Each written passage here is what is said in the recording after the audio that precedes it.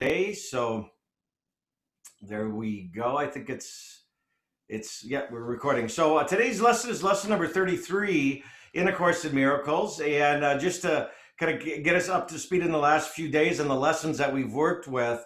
Last week, we used the lesson, above all else, I want to see things differently. Then God is in everything I see was how we did Thursday a week ago. We ended the week then with God is in everything I see because God is in my mind. This week is kind of a continuation about true seeing or seeing truth or true seeing. I don't know how else you would say it. And so on Monday, we talked about it in this context that I'm not a victim of the world I see.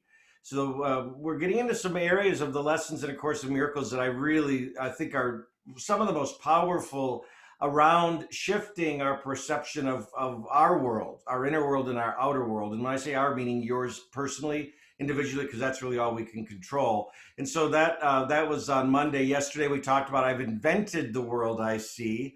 And I want to take a pause on that just for a second and get a sense of, the exercise yesterday around I've invented the world I see. Was that new kind of format where we asked you to do it twice a day, 3 to 5 minutes each time.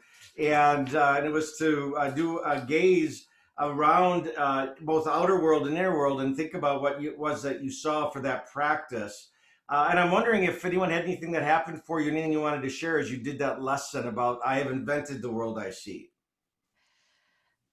So I wasn't, I had something happen that wasn't maybe during the practice.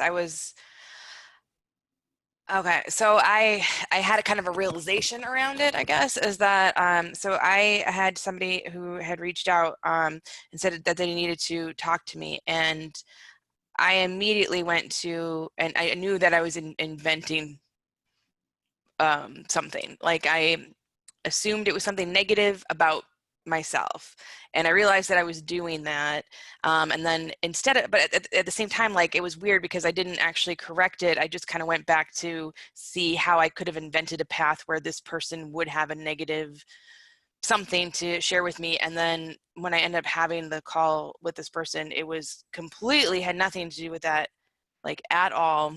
Yeah. And it wasn't about me, and like at all, like I had such a huge paradigm shift, and so it was just kind of this re-realization of something that I used to be kind of aware of about myself, that I do tend to assume there's a problem and it's me in situations before that's ever been confirmed. And so I don't know, it was kind of a big reawakening with that. Well, and what you described, Lynn Marie, is not uncommon to all of us. And that is that idea that I actually call it the cycle of prediction, where something will happen, and then our reaction is typically one of negative, like and yours was. It's like, I'm sure this is something about me. So then we make up a story around that. There's a judgment that's in that, and then between the time of what happened and whatever we get as the validation of whatever this is, we'll go and start gathering evidence to refute what the story is that we created. That's negative. And then you spend all that time, energy, and effort, and you get to whatever the event is, and it wasn't that at all. No. And the thing that, and by the way, the thing that I'll first acknowledge you for is seeing it, and not. I don't know that it's one that you have to stop and correct yourself, as long as there's an awareness around it, and then don't spend as much time, energy, and effort in the negative, right? Because that doesn't move you forward. So what we always suggest is, instead of creating stories of negative, like it's me, there's something wrong, they're going to cancel this. What if you just created a good story? Right, and said, okay, this is why I'm sure this is why they want to meet, because they love blah blah blah, and they're going to tell me all this wonderful stuff. And then you go on with your day because you're not worried about that, because it's going to be wonderful. And then whatever happens with the meeting or the conversation, whatever that is, it doesn't matter what it is, because it does, to get there you didn't do anything other than just assume it was going to be great. And even if it isn't great, it's a negative, you're still better off because you didn't lose your day creating the bad story. And more times than not, we create stories that are way worse than they ever could be in real life. Right? So that's why we call it the cycle of prediction. Because in essence, you start predicting your future by getting caught in it. So that awareness, now, I think it fits really well with the lesson, though, right? So I've invented the world I see. So we start inventing things that don't exist, don't we? And that's what you recognize you do. And a lot of times we do that as negatives. We go to the negative side of things. So I think that's a great insight with it. And it is called the cycle of prediction.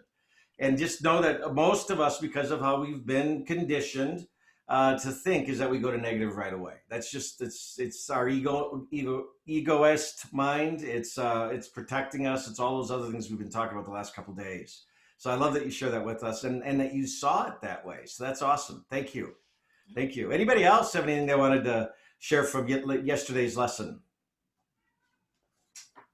Well, then we're going to go to lesson 33, and that lesson 33 is this. If I can get my clicker to work, there we go.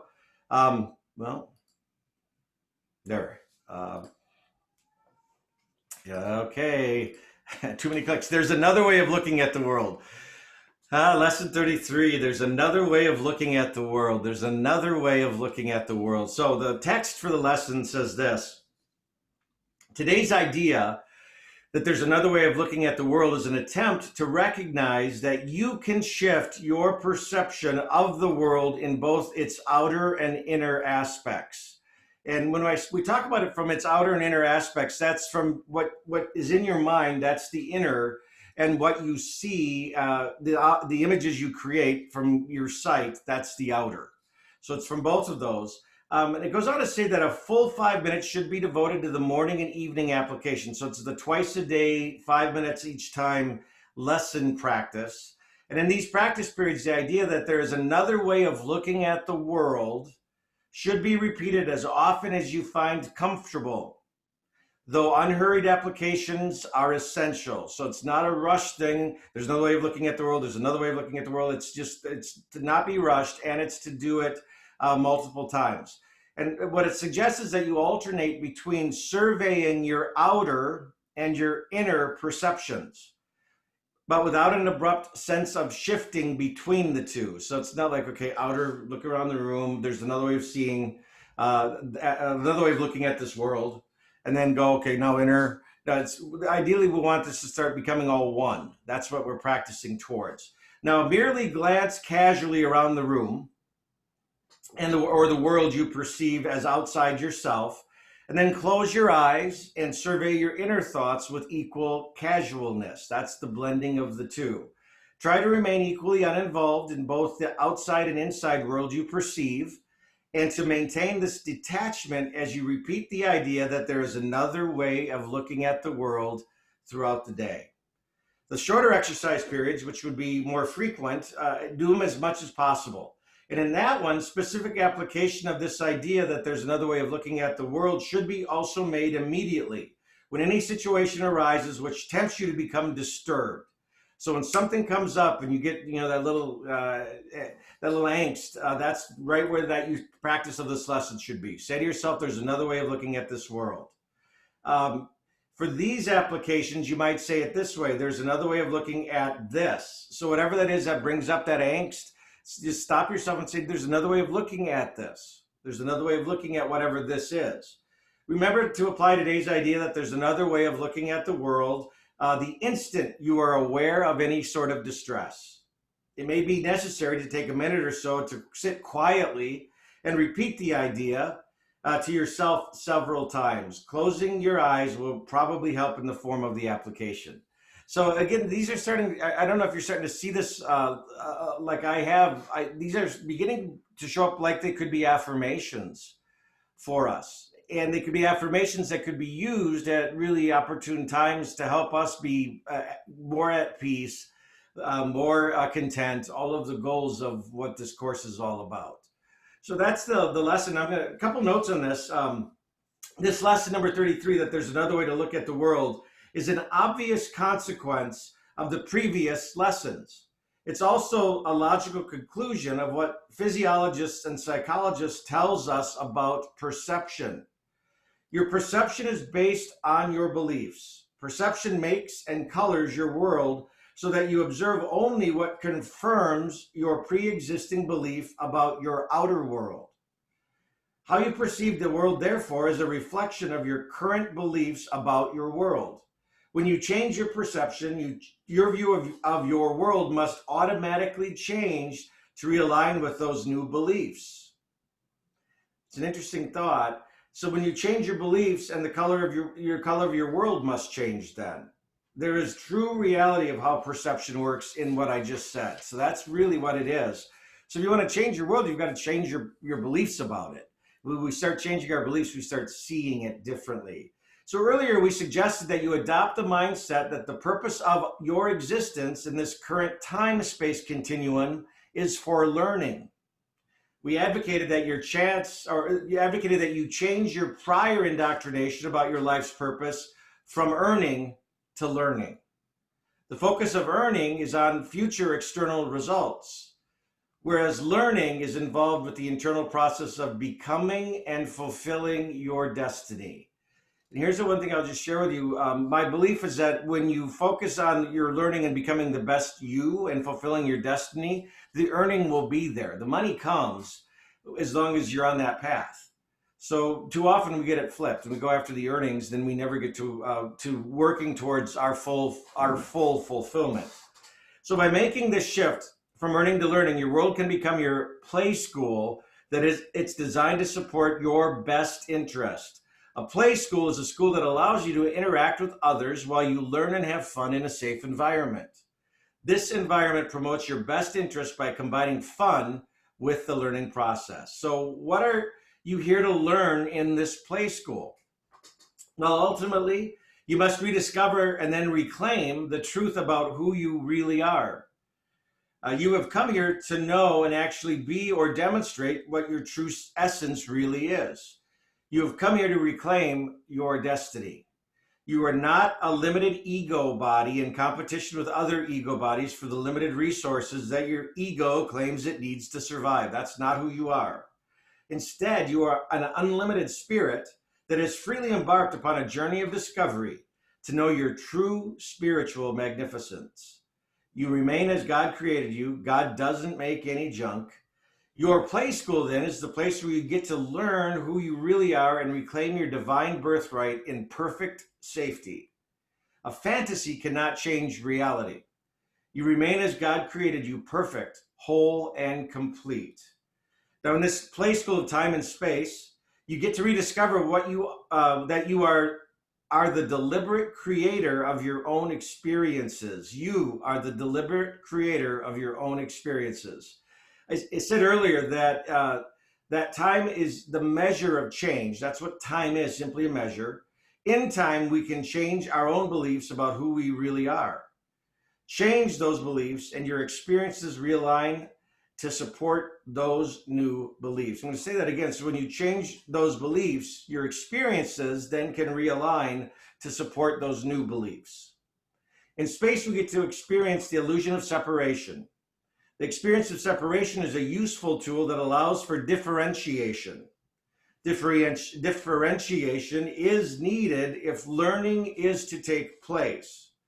So it's impossible to fully comprehend the concept of white without being able to compare white with its opposite, which is the color black. So in order for one to really know and experience light, it is important to have experienced darkness. By the same token, it's beneficial to be able to compare the truth against the false. So space allows us to temporarily experience differentiation, which provides us the opportunity to actually be or know a particular aspect of the whole.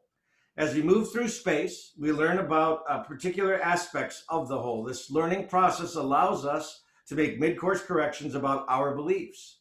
As our beliefs change, we experience the passing of time, which is the measure of change, right? It's just, that's all that time is a measure tool. So this is a big one, I think, because it's one that for many of us, I think it starts to become a little more tangible, that we can start really having an awareness about maybe what our true destiny is. And that's and I also think the statement about you've got to have the contrast, you have to have the opposite in order to see that is what it is you want to see. So white, you have to have black. For light, you have to have darkness. And so just understand that's part of the process of that differentiation, and it's helping you become even better at recognizing what your true life's purpose is. So, that's a big one today.